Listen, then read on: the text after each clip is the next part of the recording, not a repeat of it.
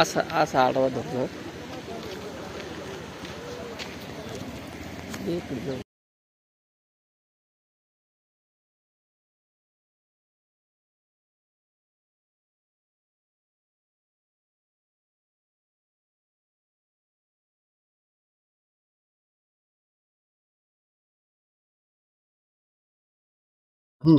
आज सकाळी 4:30 वाजेपासून इतका खूप पाऊस झाला की अतिवृष्टी झाली. शेतामध्ये कमरे इतकं घुटण्या इतकं पाणी आलं. आणि सरकारकडे माझी एकच मागणी आहे की ओला दुष्काळ जाहीर करा आणि 23 बसून रखडलेले पीक विमा, रब्बी आणि खरीपचे पीक विमा द्यावा, कर्जमाफी करावी. बस. शेतकरी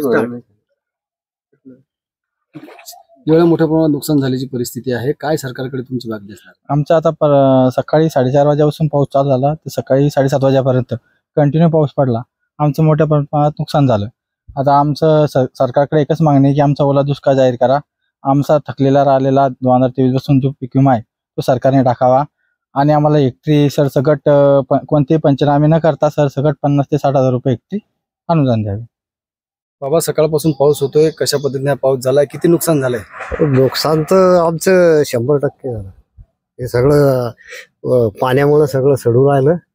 आणि एक तर शेतकऱ्यावर कर्ज आहे, मालाला भाव नाही, शेती नापिकी उरायली. शेतकऱ्यानं काय करावं, आम्ही भाषा घ्याव.